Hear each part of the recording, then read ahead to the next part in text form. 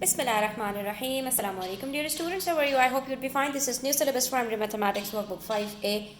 Today we are going to learn how to multiply two fractions. ठीक है? Either it could be improper fractions or proper fractions. So open up page number 69 and watch the video till the end. Please hit the like button, share it with your friends, and don't forget to subscribe to my channel. So let's begin our today's lesson.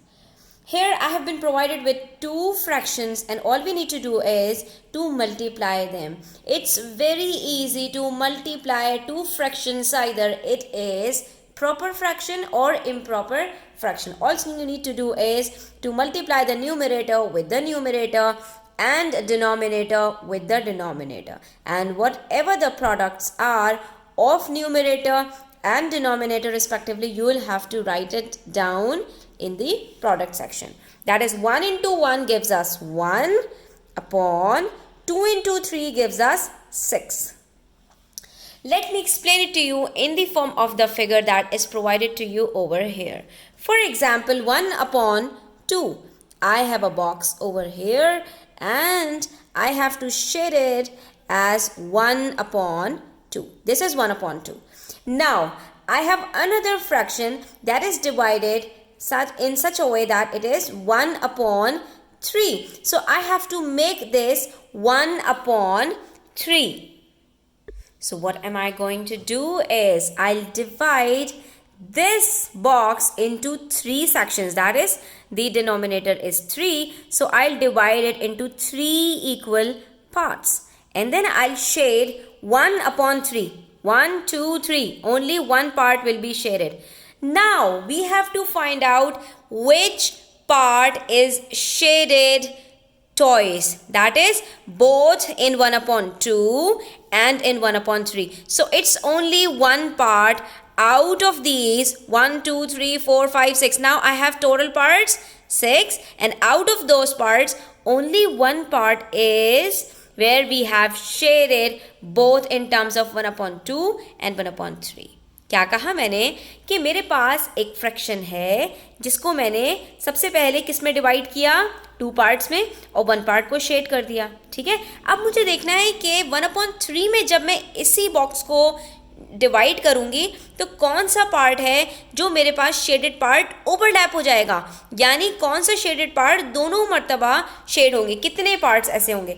अब 1/3 को मुझे इसी box को जब 3 parts में divide कर रही हूँ तो मैं कैसे डिवाइड कर सकती हूँ, 3 पार्ट्स में ऐसे डिवाइड कर दिया. अब की मर्तबा मुझे 1 पार्ट शेड करना है. 1, 2, 3 3 पार्ट्स हैं, तो एक पार्ट को जब मैं शेड करती हूँ तो मेरे पास ये वाला जो सेक्शन है, सिर्फ एक सेक्शन वो मेरे पास शेड हो रहा है, दैट इज 1/6. तो इस तरह से हम मल्टीप्लिकेशन करते हैं in the form of figure. और अगर वैसे हमें मल्टीप्लाई करना हो तो न्यूमरेटर को न्यूमरेटर से और डिनोमिनेटर को डिनोमिनेटर से मल्टीप्लाई कर दीजिए. ये देखिए 1/2, तो आप देख सकते हैं ये मेरे पास बॉक्स है, 2 पार्ट्स में शेड किया है इसको, तो 1/2 क्या होगा, पूरा ये शेड हो जाएगा. और फिर 5/6, इसी को हमने 6 पार्ट में शेड किया और उसके बाद 5 पार्ट्स को शेड किया.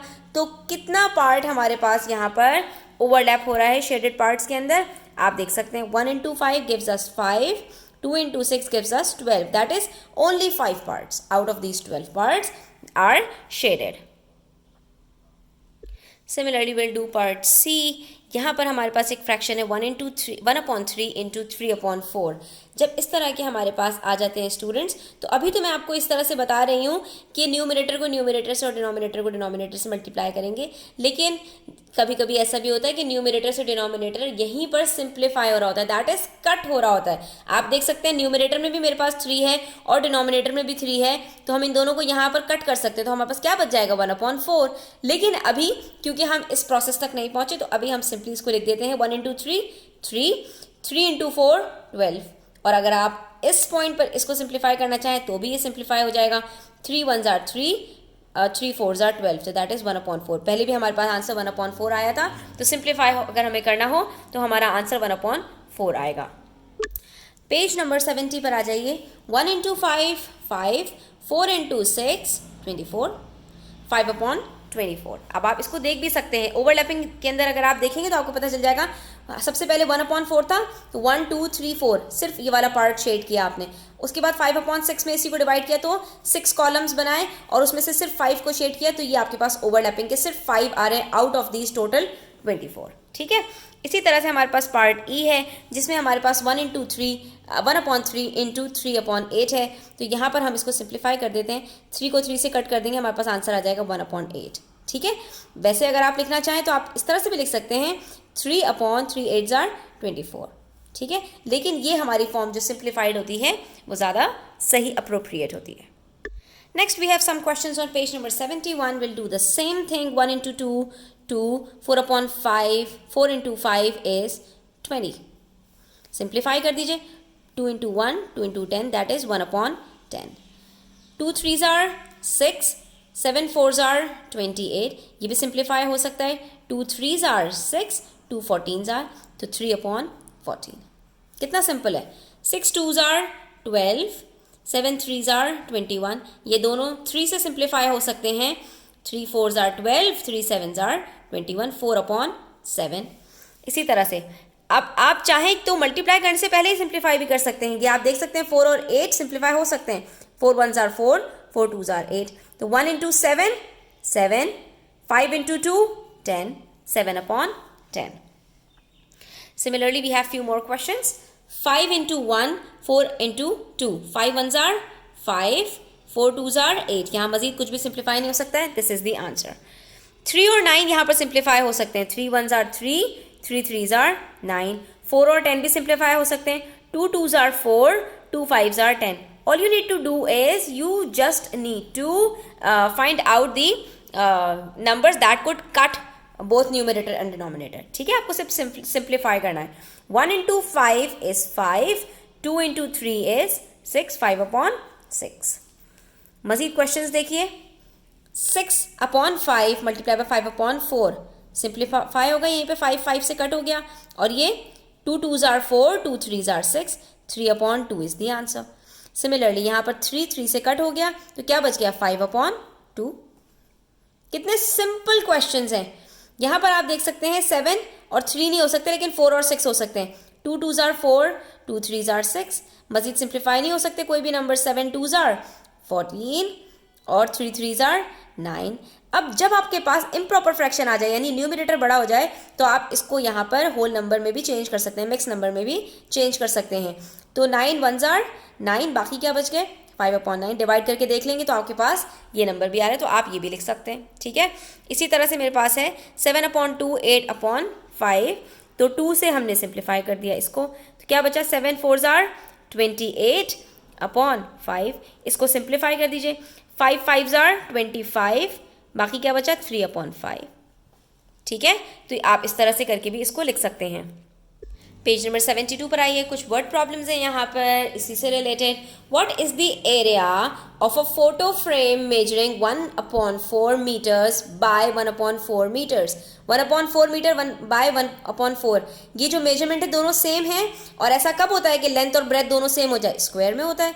तो स्क्वायर का एरिया आपको पता है ना कि कैसे कैलकुलेट करते हैं हम. यहाँ पर लिख सकते हैं area of square is equals to length multiply by length. और दोनों लेंथ हमारे पास यहाँ पर क्या है 1/4 मल्टीप्लाई बाय 1/4. इन दोनों को मल्टीप्लाई कर लीजिए, आपके पास आंसर क्या आएगा 1 into 1 1. 4 4s are 16. और आपके पास यहाँ पर यूनिट क्या दिया हुआ है मीटर. तो the area of photo frame is 1/16 meters. ठीक है, next we have number 5. Kate had 4/5 liters of juice. Kate के पास इतना जूस है. She drank 1/5 of it. जब भी ऑफ का वर्ड आता है इसका मतलब मल्टीप्लाई होता है, यानी 1/5 ऑफ 4/5 liters. ठीक है, तो कितना जूस केट ने पिया है. आपने क्या करना है 1/5 मल्टीप्लाई बाय 4/5. इतना था उसके पास जूस, इसमें से इतना पी लिया. तो जब भी ये ऑफ आएगा ना तो इसके ना मल्टीप्लाई करना होगा आपको.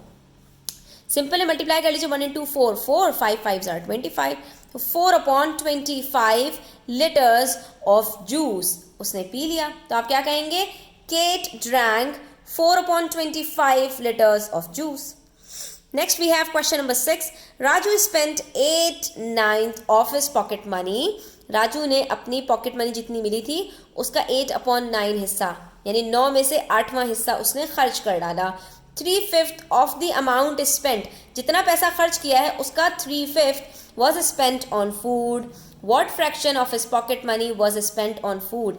ये जो उसको पॉकेट मनी मिली थी ना 8/9, इसमें से यानी यहाँ पर आप देख सकते हैं 3/5 ऑफ है, of the amount spent. Amount spent क्या है 8/9, ठीक है।